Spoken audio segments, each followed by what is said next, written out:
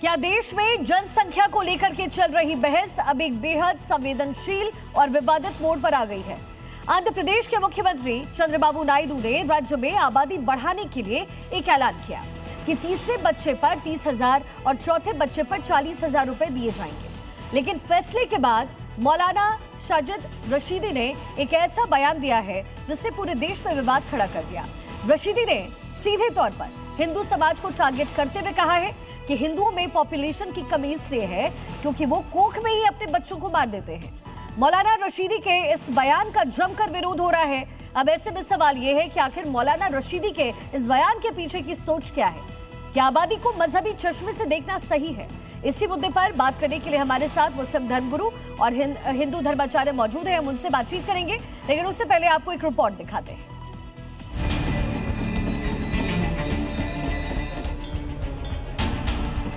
हिंदू की आबादी पर मौलाना के बिगड़े बोल। नायडू सरकार के ऐलान से मौलाना क्यों परेशान? हिंदू आबादी बढ़ाएंगे तो मौलाना भड़क जाएंगे। मौलाना साजिद रशीदी ने हिंदुओं की आबादी को लेकर एक विवादित स्टेटमेंट दिया। उन्होंने कहा है कि हिंदुओं की आबादी इसलिए कम है क्योंकि वो कोख में बच्चों को मारते हैं। दरअसल विवाद की शुरुआत आंध्र प्रदेश सरकार के उस फैसले से हुई जहां घटती प्रजनन दर को संभालने के लिए ज्यादा बच्चे पैदा करने पर प्रोत्साहन राशि की बात कही गई। मुख्यमंत्री चंद्रबाबू नायडू ने तीसरे बच्चे पर 30,000 और चौथे बच्चे पर 40,000 रुपए देने का ऐलान किया। लेकिन मौलाना साजिद रशीदी ने इस फैसले को सीधे तौर पर हिंदू बनाम मुस्लिम आबादी के नैरेटिव में बदल दिया।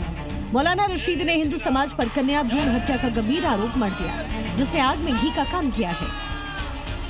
मुसलमानों का एक सीधा फंडा है कि भाई कोख में बच्चे को नहीं मारना है। ये जो हिंदुओं में पॉपुलेशन की कमी है, ये इस वजह से है कि ये कोख में बच्चे को मारते हैं।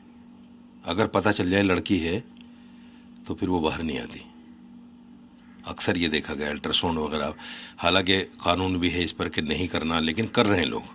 जितनी भी चाहे अपीलें कर लें ये लोग, चंद्रबाबू नायडू क्या, अगर प्रधानमंत्री मोदी भी अपील करेंगे ना इस बारे में, तो शायद इसको हिंदू नहीं मानेगा। साजिद रशीदी के इस बयान पर हिंदू संगठन और धर्माचार्यों का कहना है कि मौलाना का ये बयान न सिर्फ एक पूरे समाज को बदनाम करता है, बल्कि देश की जनसांख्यिकी को बदलने की एक सोची समझी मानसिकता को दर्शाता है। अरे मौलाना साजिद रशीदी जी, आपके यहाँ तो क्रिकेट टीम तैयार की जाती है, फुटबॉल टीम तैयार की जाती है और उससे देश तोड़ने की बात होती है, समाज में आतंक पैदा करने की बात होती है। लेकिन मौलाना के इस बयान पर कुछ सवाल हैं। सवाल नंबर 1, क्या मौलाना साजिद रशीदी का बयान बेहद गैर जिम्मेदाराना और अपमानजनक नहीं है? सवाल नंबर 2, क्या नायडू सरकार के फैसले को मजहबी चश्मे से देखना जायज है? सवाल नंबर 3, क्या वाकई देश के कुछ हिस्सों में डेमोग्राफिक बैलेंस बिगाड़ने की साजिश हो रही है? एक तरफ प्रोत्साहन है तो दूसरी तरफ मौलाना की टेंशन। आखिर हिंदू की आबादी से मुस्लिम समुदाय को क्या दिक्कत है? हम इसी मुद्दे पर स्टूडियो में मौजूद मुस्लिम धर्मगुरु और हिंदू धर्माचार्यों से बात करेंगे। तब तक आप बने रहिए जी न्यूज के साथ। साजिद रशीदी अध्यक्ष AIA खुद मेरे साथ इस समय मौजूद है। गुलाम सरवर मुस्लिम स्कॉलर हमारे साथ स्टूडियो में, अमनगिरी धर्मगुरु और आचार्य विराट मुदगल धर्मगुरु हमारे साथ इस समय हैं। रशीद साहब, सबसे पहले आपसे ही सवाल पूछ लेती हूँ क्योंकि आपने ये बयान दिया, ये स्टेटमेंट दिया है, आपके पास कोई इस तरीके की प्रूफ है क्या? NCRB की कोई रिपोर्ट हो या कोई ऐसा एविडेंस जिसको देख करके आपने ये सीधे सीधे कह दिया कि भाई हिंदू जो है वो ये करते हैं, और आप वो मौलाना हैं जो मुसलमान 3 तलाक की बात करें आप उस पर चुप रहते हैं। जो भी चीजें मुस्लिम समुदाय में होती है उस पर आपकी चुप्पी रहती है, तो कोई एविडेंस क्या आपके पास? ये आपको किसी ने कहा कि मैं ट्रिपल तलाक पर चुप रहा? ये खबर कहाँ से आई आपके पास? इसका कोई सोर्स है आपके पास? हलाला पे आप बोलते हैं क्या? हलाला को जायज ठहराते हैं ना? बिल्कुल बोलता हूँ। आपके पास रिपोर्ट है? कौन जायज ठहराता है? NFHS की मेरे दसियों कोई एविडेंस है? आपने ये जो स्टेटमेंट दिया है रशीद साहब, रशीदी साहब, उसके पीछे की वजह क्या है? आपको ऐसा लगता है या ऐसा होता है? शिखा जी, एक तो मुसलमानों को टारगेट करना छोड़िए। मेरे सैकड़ों बयानात आपको YouTube पर मिल जाएंगे। मैंने हलाले को हराम कहा है। हलाला इस्लाम में है ही नहीं। जो करता है वो हराम करता है, रेप करता है, उसको कड़ी सज़ा मिलनी चाहिए। मेरे सैकड़ों बयान पड़े हुए हैं और मैंने एक गंभीर समस्या की तरफ इशारा किया है। इस बात को लेकर आप उसको हिंदू मुसलमान में क्यों करना चाहते हैं?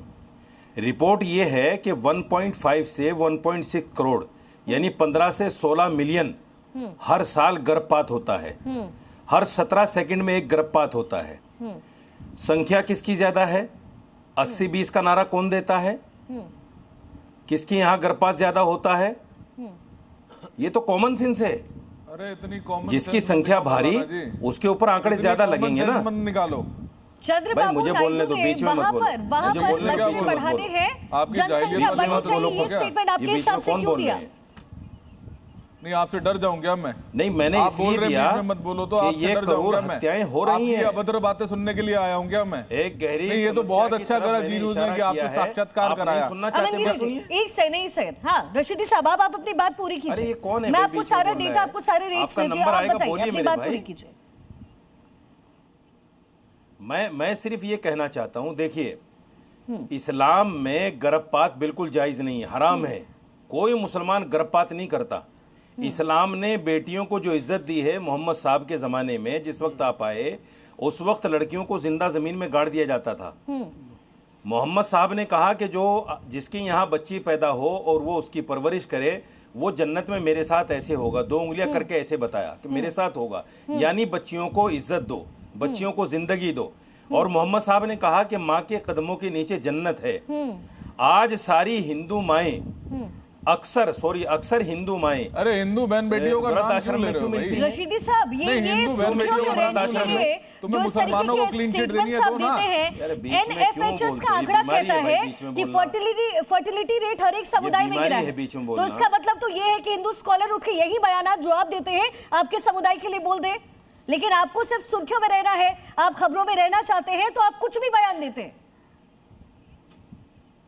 देखिए आपने पढ़ी है रिपोर्ट? क्या है एंकरों के साथ में? NFHS की रिपोर्ट आपने पढ़ी है रशीदी साहब? अगर पढ़ी है तो प्लीज मुझे बताइए ना, पिछले साल का डेटा क्या कहता है? नहीं, आप किस तरीके से राशिद मुझे साहब बोलने डिफाइन दोगे करते तभी हैं तो कि आप बोलूंगा। 100% मुसलमानों को कहते हैं कि कोई अबॉर्शन नहीं कराता, और आपने पूरी तरह से हिंदुओं के ऊपर आरोप लगा दिया कि हिंदू माएं, हिंदू बहनें, हिंदू बेटियां अपना गर्भपात करवाती हैं। बोलना शुरू कर दिया। नहीं, शुरू क्या कर मौलाना दिया? साहब आप पहले बोल लीजिए, गिरिजे मैं एक मिनट। मौलाना साहब अपने स्टेटमेंट को पूरा कीजिए। मैंने आपसे सिर्फ एक सवाल पूछा है, क्या आपके पास कोई एविडेंस है, हाँ या ना? मैं आपसे एक महिला होने के नाते इस बात का सवाल रखता हूं, क्या ये समस्या है या नहीं है? क्या एक समस्या है समाज और में? किस समुदाय में, क्या इस और समस्या को उसके पीछे की गंभीरता से वजह लेना क्या होती चाहिए है? कि नहीं लेना लॉ चाहिए? क्या कहता है? आप इसको आपको हिंदू पता है मुसलमान कि में क्यों लेके अबॉर्शन जाती हैं? भारत में लीगल है, तो अगर अबॉर्शन होता है, अगर गर्भपात होता है, बिल्कुल तो किन illegal लॉ है, के फिर भी अंडर में होता होता है। है? क्या आप अरे ये जानते मैडम, हैं? फिर भी होता वो क्या है, किसी समुदाय फिर भी से इसका होता रिश्ता है। होता है? आज फिर भी चंद्रबाबू होता नायडू ने है। अगर ये बयान दिया तो इसके आप पीछे इसको क्या नकार वजह नहीं है? सकती। फर्टिलिटी रेट कितनी बढ़ी है, कितनी कम हुई है, मुसलमानों में कितनी कम हुई है? क्या आपके पास कोई डेटा है? फर्टिलिटी रेट का जो मसला है उसको भी समझ लीजिए अच्छी तरह। मैं हिंदुओं में समझती हूँ। फर्टिलिटी रेट रशीदी बढ़ा साहब, है, मेरा सिर्फ मुसलमानों एक में कम सवाल है हुआ आपसे। है। आज जो आप सुर्खियों में आने के लिए आपने ये स्टेटमेंट दिया है, बोलिए। उसके पीछे की आपको वजह बतानी पड़ेगी। बिल्कुल नहीं, बताइए। एक गंभीर समस्या है लड़कियों के लिए, लड़कियों के लिए गंभीर समस्या है। अगर लड़की घर में पैदा होती है, मुंह लगा जाता है, गंभीर समस्या आपके समाज में नहीं है। लड्डू बढ़ते हैं। आप ना बहन देखते हैं, ना बेटे देखते हैं, ना माँ इस देखते गंभीर हैं। समस्या को गंभीर लेना चाहिए। तीन इसको तलाक हिंदू भारत मुसलमान में के चश्मे से बैन है। बनाना, लेकिन ये तो तीन जी तलाक न्यूज़ की आज भी आदत आपके है। समुदाय में दिया जा रहा है। जी न्यूज़ की आदत है कि हर मुद्दे को हिंदू मुसलमान करता है। क्या वो कुप्रथा नहीं है? क्या वो कुप्रथा नहीं है? क्या चीज? 4 शादियों का जो प्रावधान आप कह रहे 4 हैं, शादियां क्या कौन वो सा मुसलमान कुप्रथा कर रहा नहीं है? 5 नाम बताइए, 5 मुसलमानों के नाम बताइए 500 जिन्होंने 4 नाम है शादियां कर रशीदी रखी जी। हो। 500 5 नाम, मुसलमानों के नाम बताओ। 500 नाम बताऊंगा। आपकी पाँच जहां मस्जिद बताओ, है ना 5 पहाड़गंज अरे में, 5 वहीं बता दो नबी भाई करीम साहब। में आपको 500 नाम बता दूंगा। अरे जहां वो बैग मार्केट है जिसके अरे भाई साहब, संरक्षण के 5 लिए आप बता दो। काम करते हैं। 500 छोड़ दो। अरे नहीं, आप अपने कहने से छुड़वाएं, अपने कहने से करवाएं। आप एक बात बताइए, हिंदुओं के मैं ऊपर कह रहा हूं किस सिर्फ 5 तरीके नाम से? बता दो मुझे। आप 500 को छोड़ दो ना। हाँ, 5 नाम बता दो कि फला फला आदमी ने 4 शादियां कर रखी। तो आप भी 5 नाम बता दो। कि हिंदुओं की माँ बहन बहू बेटियों ने इस तरह का गर्भपात कराया? बताओ, आप 5 नाम आप भी बता दो। आप किस तरह की बात कर रहे हैं? ये तो आपको सिर्फ सुर्खियों में रहना आता है, पब्लिसिटी के लिए कुछ भी बोलेंगे, पर अपने धर्म की तरफ अपने गले बांध में नहीं झांकेंगे कि आपके अंदर क्या कुप्रथा चल रही है। आप ना बहन देखते, ना बुआ देखते, ना मासी देखते, ना बेटी देखते, सबके साथ हलाला करने लग जाते। आपको शर्म नहीं आती है? कुछ भी बोलना है, कुछ भी बोलना है, कुछ भी कहना है टीवी पे आने के लिए, आपको बिल्कुल भी शर्म नहीं आती? आप कुछ तो सोचो, कुछ तो समझो। आप मौलाना बनते हो अपने आप को, आप सिर्फ हिंदुओं को टारगेट करते हो। आप पहले, हाँ, ये बात अगर कहते कि ये जो समस्या है, ये समस्या कहीं ना कहीं गर्भपात की, ये मुस्लिमों में भी है और हिंदुओं में भी है, तो आपकी बात सार्थक तो होती। परंतु आपने सीधे टारगेट किसको कर दिया? हिंदुओं को कर दिया। कि जैसे आपके पास एक डाटा है, सब लोग आपकी परमिशन लेते हैं, आपसे सब लिखवाते हैं कि जी हम गर्भपात करवाने जा रहे हैं। आपके पास कोई डाटा है इस बात का? आप कुछ भी बोलेंगे और हम कुछ भी सुन लेंगे। आपने कभी समझा कि आपके समाज के अंदर कितनी कुरीतियां पैदा हुई हैं, कितना ज्यादा हराम के तरीके से आप लोग कार्य करते हैं? आपको उस पे बोलना नहीं आता, सिर्फ हिंदुओं को टारगेट कराना आता है, हिंदू मुस्लिम कराना आता है, फिर कहते हैं जी हिंदू मुस्लिम करते हैं। हिंदू मुस्लिम कर कौन रहा है? हिंदू मुस्लिम आप कर रहे हो, क्योंकि आपने सिर्फ हिंदुओं को टारगेट दिया, हिंदुओं को टारगेट दिया। अगर आप हिंदुओं की बात करते हो कि हिंदुओं के अंदर गर्भपात होता है, संख्या बढ़ाने से नहीं चुप कराइए, तभी तो मैं बोल पाऊंगा। इनको तो चुप कराइए। अगर कोई है तो वो हिंदू ही आपको मिलेगा, परंतु अगर पंचर लगाने वाला है तो मुसलमान मिलेगा, अगर नारियल बेचने वाला है तो मुसलमान मिलेगा, अगर कबाड़ी है तो मुसलमान मिलेगा। तो ये संख्या का क्या फायदा? दुनिया चांद से ऊपर चली गई और आप अभी पंचर लगाने में ही लगे रहते हैं। आप कुछ तो सोचो, कुछ तो समझो, कुछ तो ये जो स्टेटमेंट आपने दिया है उसके पीछे कोई खास वजह थी क्या? क्योंकि अभी आपने एकदम शांति बनाए रखा है, आप कुछ भी नहीं कह रहे। वजह ये है कि जो कुप्रथाएं आपके समुदाय में है, आप क्या हैं, आप उसमें चुप्पी रखते हैं और आप मुझसे सवाल पूछ रहे हैं कि क्या मुझे बोलते हुए नहीं सुना? नहीं सुना है साहब, नहीं सुना है बोलते हुए तब जब 3 तलाक पर यहाँ पर जजमेंट्स हो रहे थे। हमने नहीं सुना है आपको बोलते हुए। नहीं, आप YouTube पे देख लीजिए मेरे बयान, सैकड़ों बयान पड़े हैं मेरे, सैकड़ों बयान ट्रिपल तलाक पर, हलाला पर मेरे बयान पड़े हैं, सैकड़ों बयान। कैसे टारगेट करते हैं ये सैकड़ों बयान पड़े हैं रशीदी साहब। दूसरी बात, अभी कोई महाशय बोल रहे थे कि मुसलमान पंचर लगाता है। पंचर लगाना कोई हराम काम तो है नहीं, कोई हराम काम तो है नहीं। वो चोरी बदमाशी नहीं कर रहा है, फिर वो अपनी रोजी रोटी कमा रहा है, जायज तरीके से रोजी रोटी कमा रहा है। क्या बुराई है पेंचर लगाने में? जनसंख्या का अगर मुसलमान पेंचर नहीं लगाएगा तो आपकी गाड़ी ठीक कैसे जाएगी? आप हिंदुओं की जनसंख्या, आपकी गाड़ी ठीक कैसे जाएगी? तो हिंदू सेना के अध्यक्ष बने, हिंदू बड़े बड़े जज बने हुए हैं, हिंदू प्रधानमंत्री सब कुछ बने हुए हैं, रक्षा मंत्री बने हुए हैं, तो आपकी संख्या का फिर फायदा क्या हुआ? तो आपकी संख्या से आती हूँ। गुलाम सरवर साहब, ये नहीं लगता कि हिंदू को जबरदस्ती विलेन बनाने की कोशिश यहाँ पे रशीदी साहब कर रहे हैं? 2 बिंदु हैं इसमें। एक तो आंध्र प्रदेश के मुख्यमंत्री का जो बयान है वो प्रजनन दर जो उनके राज्य का है उसको लेकर उन्होंने चिंता प्रकट की है कि जो सामान्य तौर पर 2.5, 3, 2.25 रहता है, उनके यहाँ 1.5 हो गया। तो उन्होंने एक अभियान, ये सरकारों की पॉलिसी होती है, कम करना, ज़्यादा करना, कब क्या चीज़ बढ़ाना है, वो करना भी चाहिए सरकार को, उनके नैतिक कर्तव्य भी बनता। तो उन्होंने एक अपील जारी की कि भाई अगर सेकंड हो तो इतना, थर्ड हो तो इतना, हम एक प्रोत्साहन राशि जो है देंगे। ठीक है। तो उनके अपील में तो धर्म नहीं है। हाँ। उन्होंने तो आंध्र प्रदेश के राज्य के लिए किया। हाँ। अगर अपील में इंडिविजुअल वो कह देते कि हिंदू अगर ऐसा करेंगे तो हम इनाम देंगे, तो हम आपत्ति भी करते और फिर बहुत कुछ बोल भी सकते थे। यानी मौलाना रशीदी के बयान की आप निंदा करते हैं? नहीं, ये निंदा केवल मौलाना साजिद रशीदी नहीं, जो भी धर्म गुरु, देखिए धर्म गुरु का काम क्या है? हाँ। आचार विचार व्यवहार धर्म कर्म शर्म, सामाजिक बुराइयों से रोकना, धर्म के नाम पर स्थापित कुरीतियों को दूर करना, प्यार प्रेम का माहौल बनाना, संस्कार निर्माण का काम करना, सतमार्ग का दर्शन कराना, धर्म गुरु का ये काम है। हिंदू ये कर रहा, मुसलमान ये कर रहा, हमसे हमारा खुदा पहले हमारे बारे में पूछेगा, हमारे बच्चों के बारे में पूछेगा, हमारे पड़ोसी मोहल्ले समाज, फिर धीरे धीरे पूरे राष्ट्र और दुनिया की बात होगी। तो पहले हमेशा हम अपनी बात करेंगे।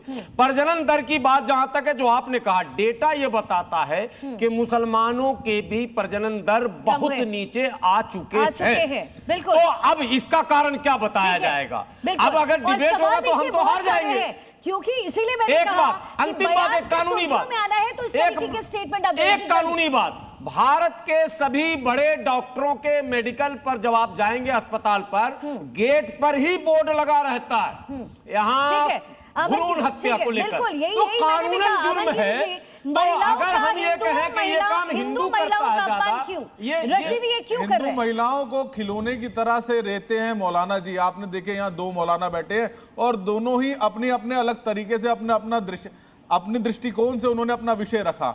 एक समाज को साथ लेकर चलने वाली बात है और एक मुसलमानों का गौरवीकरण करने की बात करते हैं। साथ ही साथ आप देखें हिंदुओं के बारे में बोलना, मलिन बात बोलना कितना आसान हो गया है।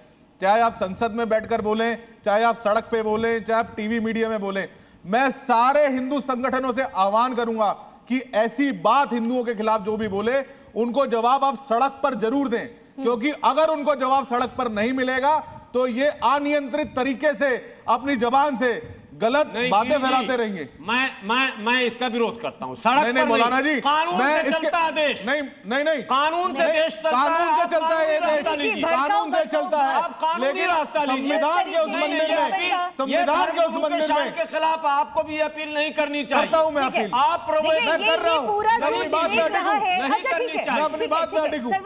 ठीक है, ये पूरा डिबेट इर्द गिर्द घूमता रहा है रशीदी साहब के, लेकिन यहाँ लगता है सबसे ज्यादा चुप्पी उन्होंने साधी है। ऐसा लगता है कि अपनी गलती जो है वो एहसास रशीदी साहब को हो गया है। फिलहाल बहुत शुक्रिया आप सभी का इस डिबेट का हिस्सा बनने के लिए।